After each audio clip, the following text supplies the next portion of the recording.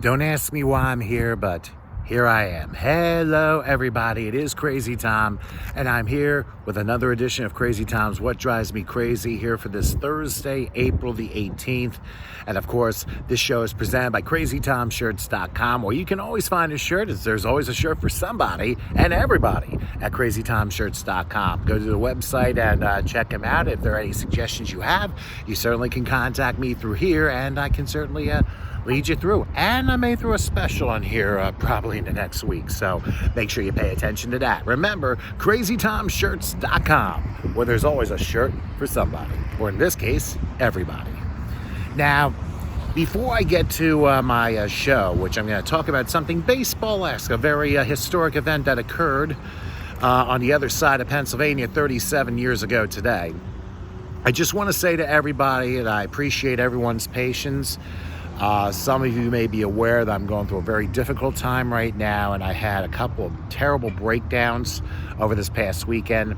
And because of that, I have had to modify some things, which included deactivating my Facebook.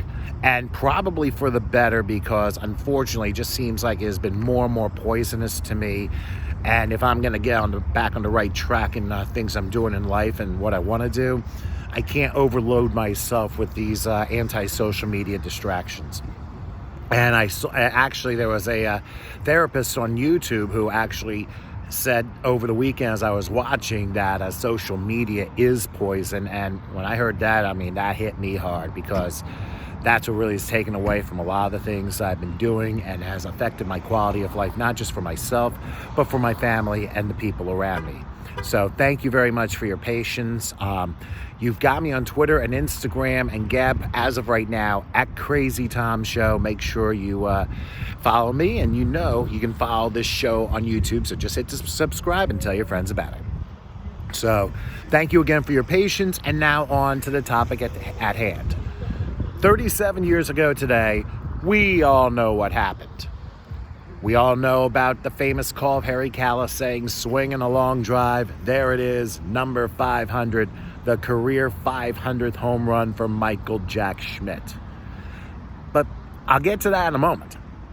But did everybody gets fixated on Harry Kalas' call from 37 years ago at Three Rivers Stadium in Pittsburgh, which no longer exists? And it was a game where, believe it or not, was not on local TV. It was actually on cable TV in Philadelphia on the old Prism service.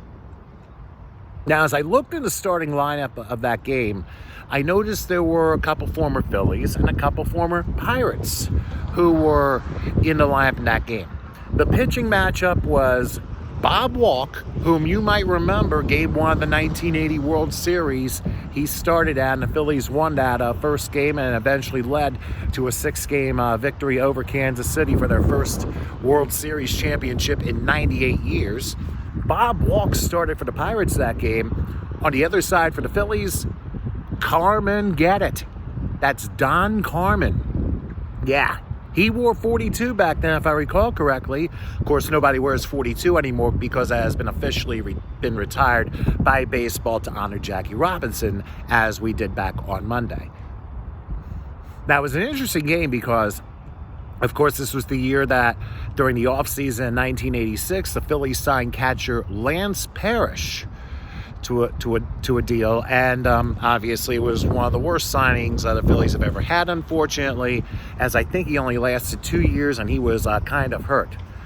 But in the game of Mike Schmidt's 500th home run, I bet you didn't know, Lance Parrish hit his first home run as a Philly in that game. And I believe the Phillies, they got a first inning run, and then later on had a 4-run inning. They took a 5-0 lead. But then Pittsburgh started to chip away. And you might notice in the starting lineup, of course, Von Hayes was there, Milt Thompson was there. You might notice a shortstop by the name of Luis Aguayo who was there. Yeah, he was in that starting lineup as well. Well, given that, Phillies had a 5-0 lead. It got chipped to 5-1, and then 5-2 after 7 innings. Get this. In the 8th inning came Steve Bedrosian, who relieved Don Carmen after 7 innings. Steve Bedrosian actually blew the save in that game in the 8th inning, giving up 4 runs, catapulted by a 3-run home run by Johnny Ray to give the Pirates a 6-5 lead. And like, what the heck happened here? Well, it looked like it was going to be a sad ending for the Phillies, and then the 9th inning came. 2 on, 2 out. Mike Schmidt comes up against Don Robinson. 3-0 count, gets the green light, and the rest is history. And you'll find it very interesting, too, that I mentioned Harry Callis' home run call, but just as good was the Prism telecast. As we forget, and there are two great trivia questions that come from this game. This is one. Which Phillies broadcaster said it is out of here for Mike Schmidt's 500th home run? Well, as you probably have been hinted, the answer is not Harry Callis. It is actually Andy Musser. Andy Musser's words were, and he takes a shot at it, there it goes, it is out of here. Michael Jack Schmidt with number 500, and what a spot. What a spot, and the whole team comes out to greet Schmitty. He's put the Phillies back up in front 8-6. Yes, those were his words. So, trick question number 1, Andy Musser was the one who said it is out of here for Mike Schmidt's 500th home run, not Harry Callis.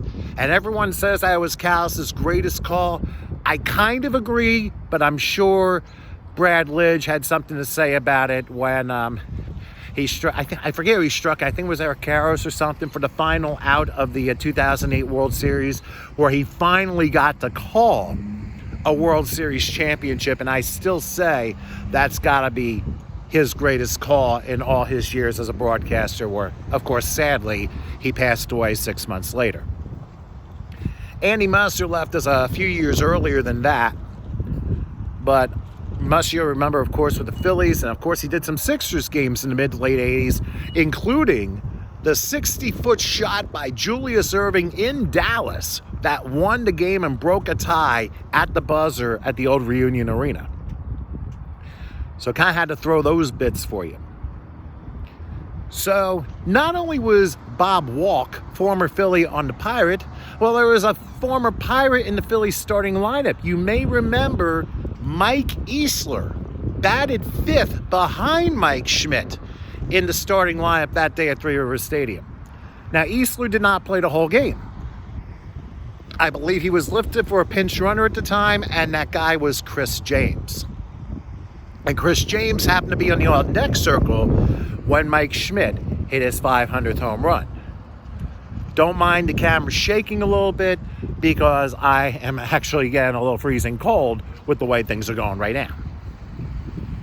Now, as we look, the bomb in the 9th inning is rather bizarre, because already Don Carmen pitched 7 innings, lost the win because Steve Bedrosian, who later became the Cy Young Award winner for 1987, which I believe he had 40 saves that year, Bedrosian blew the save when Johnny Ray hit that 3-run home run in the bottom of the 8th inning. That gave Pittsburgh the 6-5 lead. So Bedrosian's gone, and the bomb in the 9th inning comes. Guess who comes in? Former Pirates sidewinder, now Philly, Kent Tekulve. So he's back in his old stomping grounds trying to get the save against his former team. And what do you know?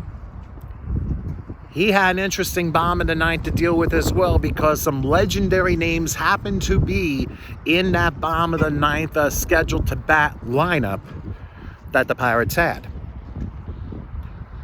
Leading off the bomb in the 9th, and actually, here's something else too. In the bottom of the 9th, Luis Aguayo, I believe, was taken out of the game. Chris James, I think, moved from left field to third base. Please correct me if I'm wrong. But here's your other trivia question. In the bottom half of the 9th inning of Mike Schmidt's 500th home run, what position did he play? The answer? Shortstop. Mike Schmidt actually took over for Luis Aguayo, and his spot in the bottom of the ninth inning. Now, Aguayo had already committed an error in that game. I'm not sure exactly what manager Lee Elia was thinking, but then again, we had a stretch of pretty rough managers. I mean, going from Pat Corrales to John Felski, and then Lee Elia, longtime Cub manager, prior to which he was managing the Phillies for a couple of years. So he made the move to put Mike Schmidt at shortstop in the bottom of the ninth inning. As it turned out, in that bottom of the ninth inning, Schmidt did not have to make a play because Kent Tekulve was able to get Bobby Bonilla on a flyout. Then another guy you may remember, Mike LaValle, he got a pinch hit single with one out in the bottom of the ninth. Barry Bonds came up and a flyout, and Sid Bream came up after that, and I believe flew out to left field to end the game. So Ken Tekulve actually had 3 flyouts, only gave up a pinch single to Mike LaValle in the bottom of the ninth with 1 out, and the Phillies hung on and won the game 8-6.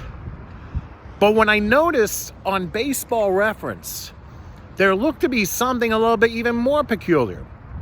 And sometimes it is scorer's decision, but this one's a little bit crazy. Carmen ended up pitching 7 innings. He lost his bid for a win when Steve Bedrosian blew the save in the 8th inning, giving up 4 runs and giving the Pirates a 6-5 lead. I noticed Kent Tekulve came on for the 9th inning, and he held on to the game, and the Phillies won 8-6. Listed was the fact that Steve Bedrosian blew the save, but it was listed also peculiarly in the scoring that Kent Tekulve got the win? How is that possible? So unless there's scorer's decision, what it technically should be is that Steve Bedrosian, as bad as he pitched that game on Mike Schmidt's 500th home run, Bedrosian technically should have gotten the win. But he's listed as just a blown save and no win.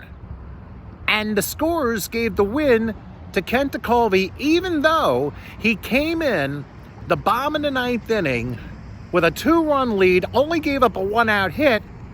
Technically, Tekulve got the save in that game. But it is for some reason not listed in Baseball Reference that Tekulve got a save. He was listed as the winning pitcher, which is very strange because technically Tekulve should have gotten a save. So unless there was something that we did not know about, Tekulve somehow ended up getting the win rather than a save.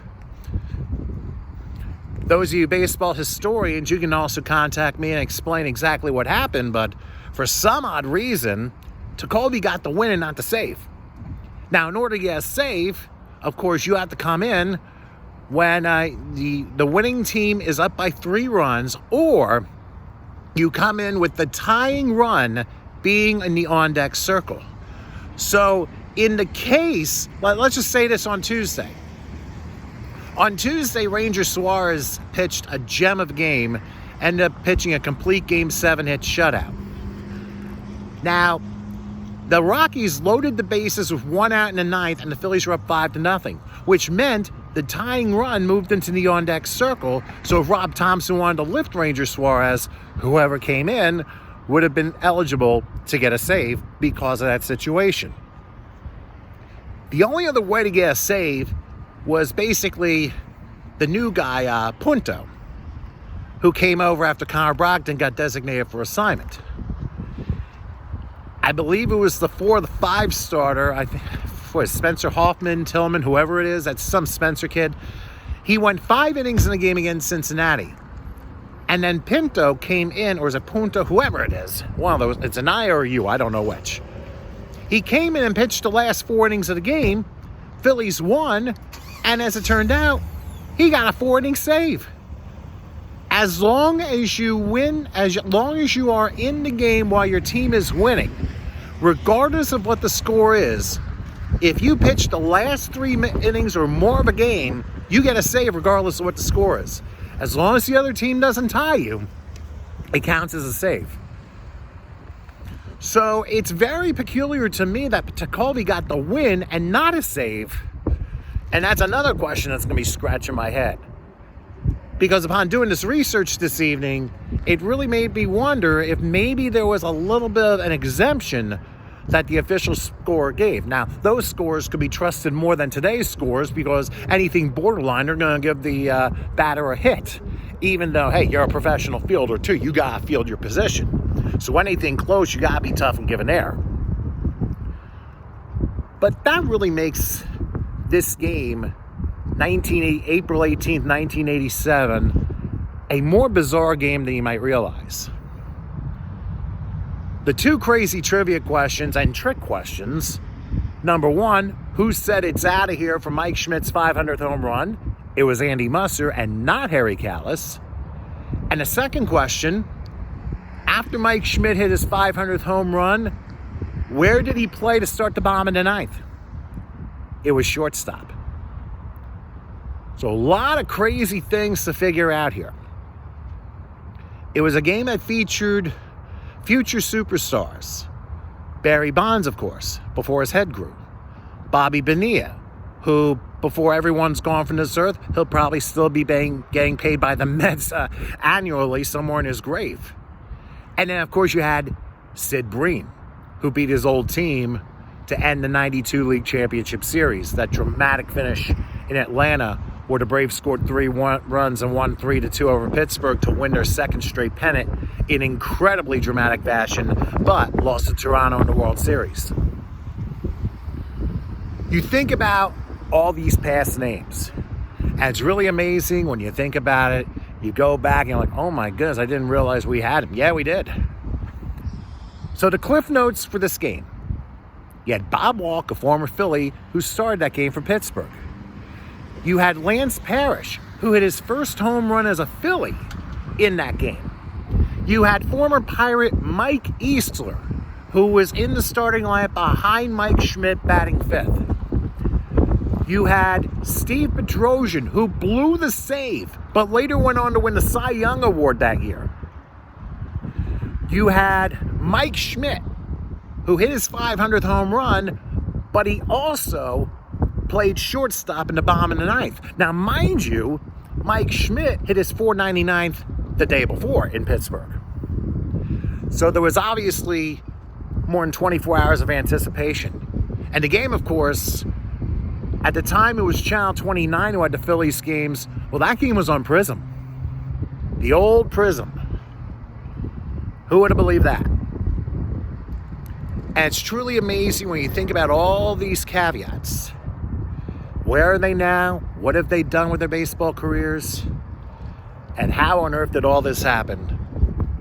That really makes the Mike Schmidt 500th home run game a bit more of an obstacle, a bit more peculiar when you look deeper into the numbers.